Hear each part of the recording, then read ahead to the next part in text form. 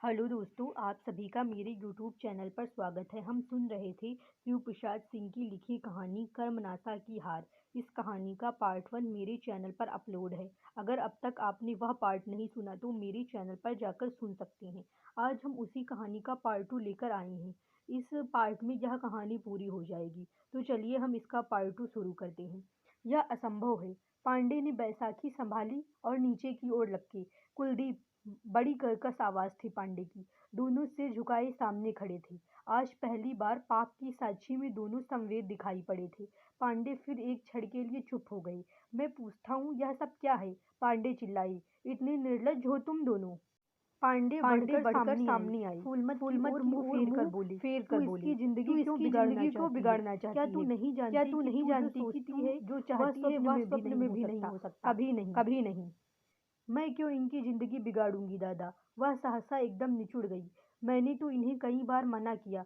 कुलदीप, पांडे दहाड़े, सीधे रास्ते पर आ जाओ, अच्छा होगा। तुमने भैरव का प्यार देखा है, क्रोध नहीं। जिन हाथों से मैंने पाल पोस कर बड़ा किया है उसी से तुम्हारा गला घोटते मुझे देर न लगेगी। दादा, कुलदीप हकलाया, हम दोनों पापी नीच।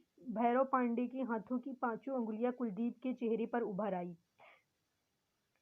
मैं सोचता था तू ठीक हो जाएगा। पांडे क्रोध से कांप रहे थे। लेकिन नहीं, तू मेरी हत्या करने पर तुल ही गया है। वे फूलमत की ओर घूमकर चिल्लाए, क्या खड़ी है डायन? भाग, नहीं तो तेरा गला घोटकर इसी पानी में फेंक दूंगा। अंधड़ को पीते हुए त्रसित सांप जैसा स्वर, यह सब मैंने किया था। पांडे चारपाई पर घायल सांप की तरह तड़फड़ाते हुए बुदबुदाए। उनकी छाती से सरककर रामायण की गुटिका जमीन पर गिर पड़ी और उस पवित्र आराध्य वस्तु को उठाने का उन्हें ध्यान न रहा। कुलदीप दूसरे ही दिन लापता हो गया। पांडे अपनी बैसाखी के सहारे दिन भर गांव गिरांव की खाक छानते फिरे, किंतु वह नहीं मिला। थक हार कर पांडे वापस आ गए। बाप दादाओं की इज्जत की प्रतीक इतनी विशाल बखरी, जिसकी दीवारें मुंह दबाए शांत पुजारी के तप की तरह अडिग खड़ी थी, किंतु कितनी सुनसान, डरावनी, निष्प्राण पिंजर की तरह लगती थी यह बकरी। चौखट पर पैर रखते हुए पांडे की आत्मा कराह उठी। चला गया। बैसाखी रखकर पांडे आंगन के कोने में बैठ गए। वह अब कभी नहीं लौटेगा। रात में उन्हें बड़ी देर तक नींद नहीं आई। कुलदीप को बचपन से लेकर आज तक उन्होंने कभी अपनी आंख की ओट नहीं होने दिया। छुटपन से लेकर आज तक खिलाया पिलाया पाला पोसा, और आज लड़का दगा देकर निकल गया। पांडे अधरों की मेड़ के पीछे बिथा के सैलाब को रोकने का असफल प्रयत्न करते रहे।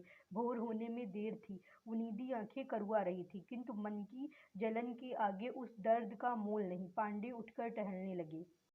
सामने की बंसवार के भीतर से पूर्वी क्षितिज पर ललछौंधा उजास फूटने लगा था। गली के मोड़ के कच्चे मकान के भीतर से जांत की गर्र गर्र गूंज रही थी, एक घुमड़ता गड़गड़ाहट का स्वर, जिसके पीछे जांत वाली के कंठ की व्यथा की एक सुरीली तान टूट टूट कर कौंध रही थी। मोहे जोगनी बना के कहाँ गई रे जोगिया?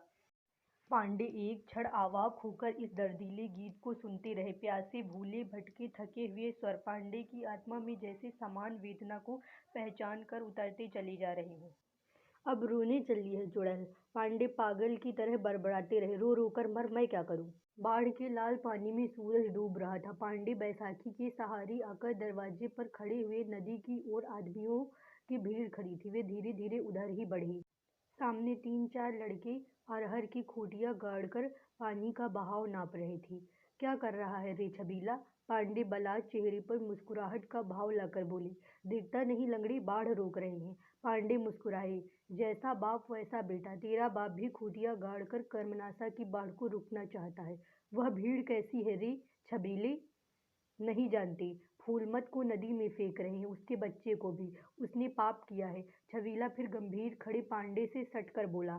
क्यों पांडे चाचा, जान लेकर बाढ़ उतर जाती है ना? हाँ हाँ, पांडे आगे बढ़ा। बोतल की टीप खुल गई थी। पांडे के मन में भयानक प्रेत खड़ा हो गया। चलो, ना रहेगा बांस ना बजेगी बांसुरी। चली थी पांडे के वंश में कालिख पोतने। अच्छा ही हुआ कि वह छोकरा भी आज नहीं है। फूलमत अपने बच्चे को छाती से चिपकाए टूटते हुए अरार पर एक नीम के तने से सटकर खड़ी थी। उसकी बूढ़ी माँ जार बेजार हो रही थी। किंतु आज जैसे मनुष्य ने पसीजना छोड़ दिया था, अपनी अपनी प्राणों का मोह इन्हें पशु से भी नीचे उतार चुका था। कोई इस अन्याय के विरुद्ध बोलने की हिम्मत नहीं करता था। कर्मनाशा को प्राणों की बलि चाहिए, बिना प्राणों की बलि लिए बाढ़ नहीं उतरेगी। फिर उसी की बलि क्यों न दी जाए जिसने पाप किया। पारसाल जान के बदले जान गई थी, पर कर्मनाशा दो बलि लेकर ही मानी। त्रिशंकु के पाप की लहरें किनारों पर सांस की तरह फुफकार रही थी। आज मुखिया का विरोध करने का किसी में साहस न था। उसके नीचता के कार्यों का ऐसा समर्थन कभी न हुआ था।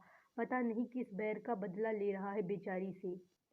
भीड़ में कई इस तरह सोचते, ऐसा तो कभी नहीं हुआ था। किंतु कौन बोले, सब मुंह सिए खड़े थे। तुम्हारी क्या राय है भैरव पांडे, मुखिया बोला। सारे गांव ने फैसला कर दिया। एक के पाप के लिए सारे गांव को मौत के मुंह में नहीं झोंक सकते। जिसने पाप किया है उसको दंड भी वही भोगे। एक विभत्स सन्नाटा। पांडे ने आकाश की ओर देखा, आगे बढ़े। फूलमत भय से चिल्ला उठी। पांडे ने बच्चे को उसकी गोद से छीन लिया। मेरी राय पूछते हो मुखिया जी, तो सुनो। कर्मनाशा की बाढ़ दूधमुहे बच्चे और एक अबला की बलि देने से नहीं रुकेगी। उसके लिए तुम्हें पसीना बहाकर बांधों को ठीक करना होगा।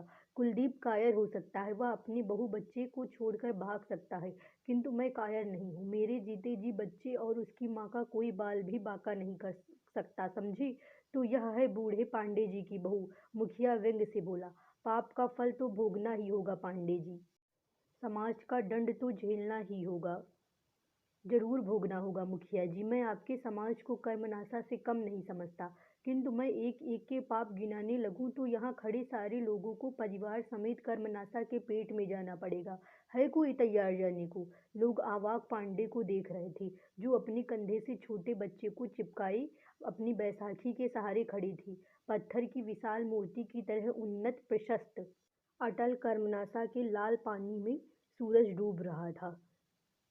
जिन उद्धत लहरों की चपेट से बड़े बड़े विशाल पीपल के पेड़ धराशायी हो गए थे, वे एक टूटे नीम के पेड़ से टकरा रही थी। सूखी जड़ें जैसे सख्त चट्टान की तरह अडिग थी। लहरें टूट टूट कर पछाड़ खाकर गिर रही थी, शिथिल, थकी, पराजित। यहीं पर यह कहानी समाप्त होती है।